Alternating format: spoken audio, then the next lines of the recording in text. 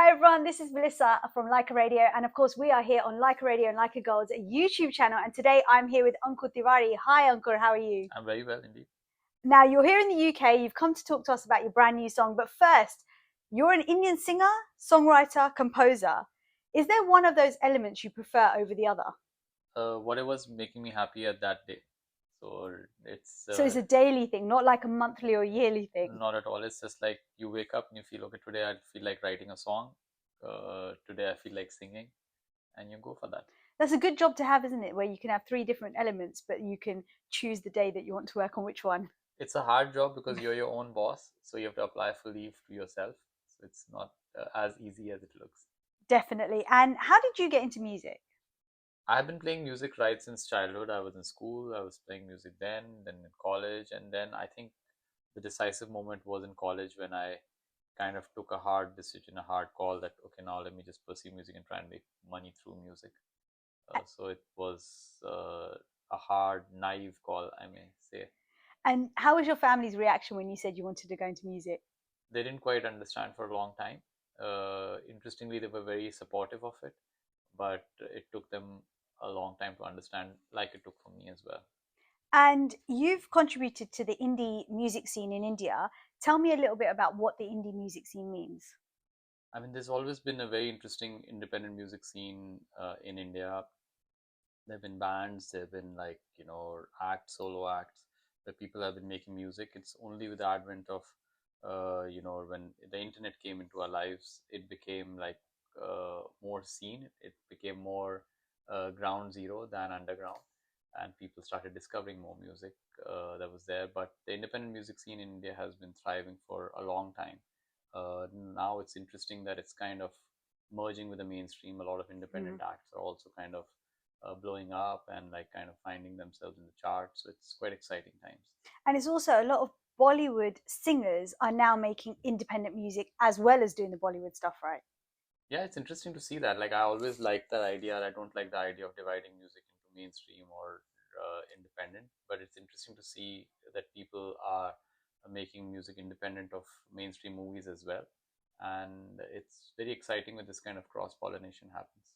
And why do you think that scene blew up more so in recent times? In recent times, very interestingly, when during the pandemic, not many movies were releasing, um and people were still listening to music. In fact, people were listening to a lot more music because they had more time on their hands, probably. And interestingly, a lot of independent music started finding space in the charts, which wouldn't have been there otherwise because mainstream music kind of hijacks the charts otherwise.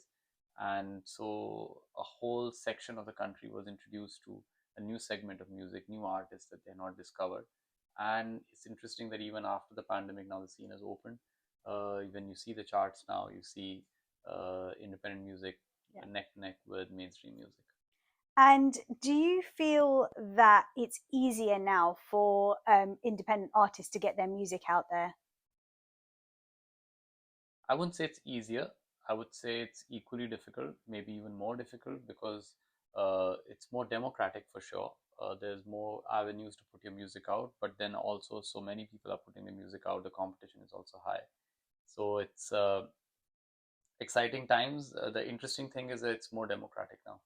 And do you feel things like social media are really helping the independent music as well? Because you've got like Reels and TikTok, and I know TikTok's not a big thing in India, but that general ability to be able to put music out there that maybe wasn't as easy before because you had to actually get it onto a radio or TV.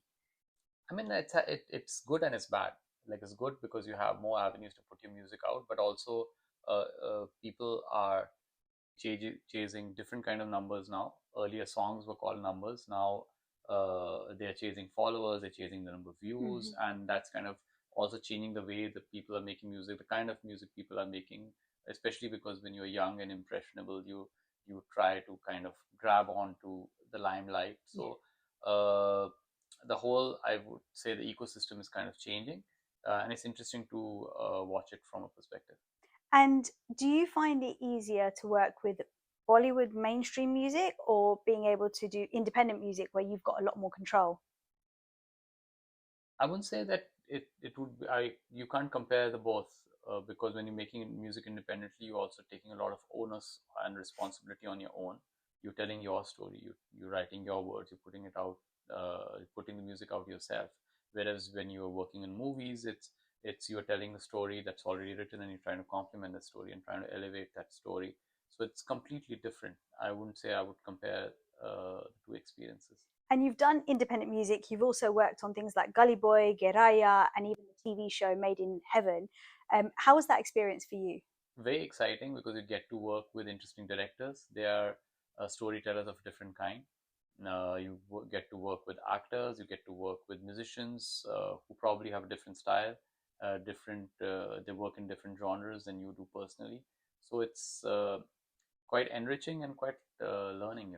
So I was going to say, do you learn a lot and absorb a lot from that as well? A bunch, and you try and apply the learnings to the way that you make your music, and then you see your music style kind of changing a little. Yeah. And most recently, you worked on The Archies, which is what we're here to talk about. So that's Zoya Akhtar's brand new film. And how did this come about? It's a franchise that is with Netflix, and Netflix approached Zoya to make that film. She wrote the film, and when she told me that she's writing it, I was very curious. She wrote it with Rima and Aisha, three writers. They put it together, and I have always, I don't know if you read Archie comics in England, but we grew up reading Archie comics a bunch. Yeah. Back in India, that was kind of our peephole into the American pop culture. So when I read the script, I was so excited the way that she had placed the characters. It's an Anglo-Indian, Riverdale is an Anglo-Indian township set in the 60s, one of my favorite kind of eras of music. Yeah. And it was just like kind of deep diving into the 60s universe of what was happening in India at that time, and what were the Anglo-Indians doing at that time musically. So it was quite exciting. And like you mentioned, it's set in the 1960s era of India. Did you need to change and work on the sound to give it that retro feel? Yeah, absolutely. Like we did a lot of research, read a bunch of books, did a bunch of interviews, kind of scavenged through the sound of that time, found a lot of interesting bands that were playing music at that time. Anglo-Indian community also had a very heavy influence on Bollywood music at that time. A lot of the musicians were Anglo-Indians in mainstream music, whether it's R.D. Burman's or Lakshmikant Pyarelal's music as well.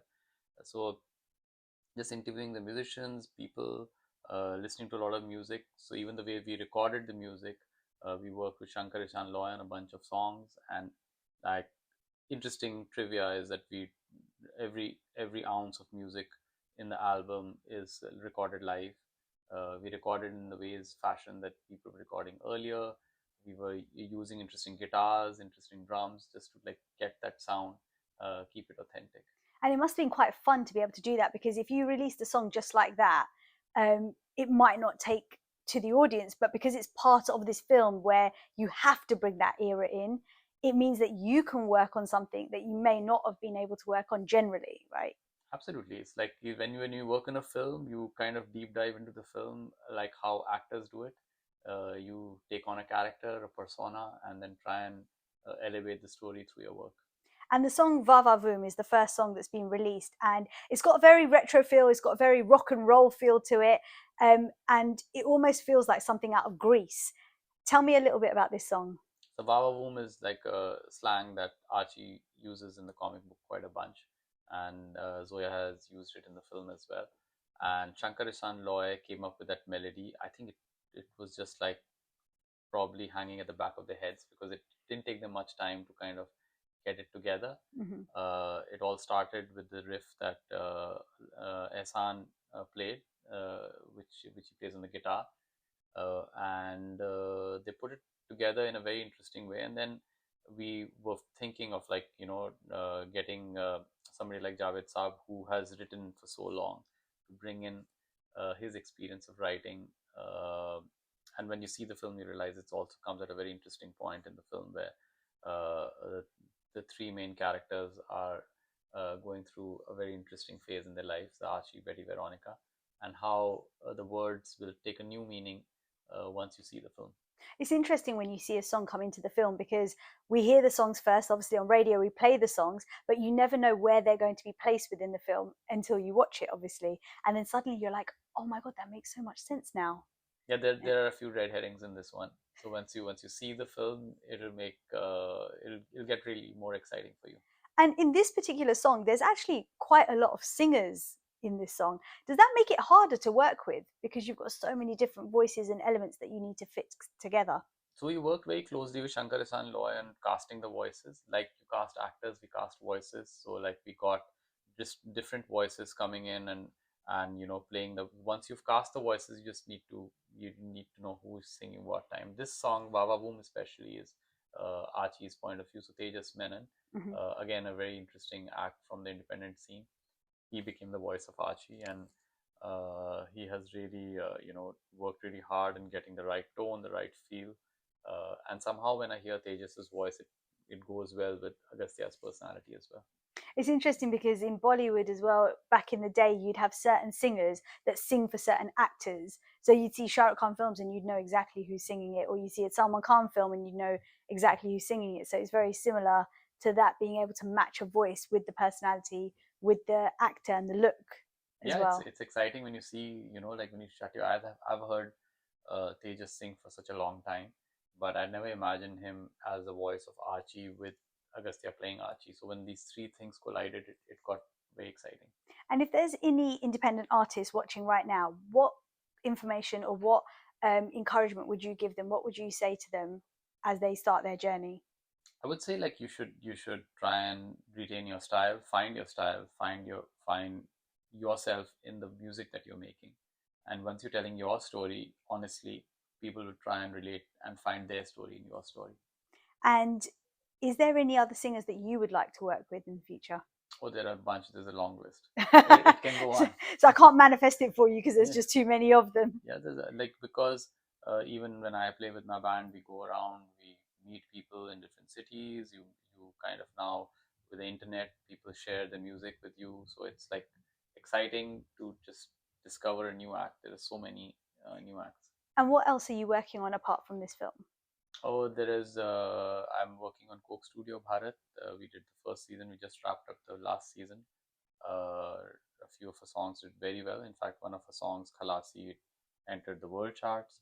And now we're working on the. You played it? Yes, we love it. We're working on the second season. Amazing. Well, thank you so much for joining us today, and good luck with the release of the film and all the music that's going to come with it. Thank you. Thank you.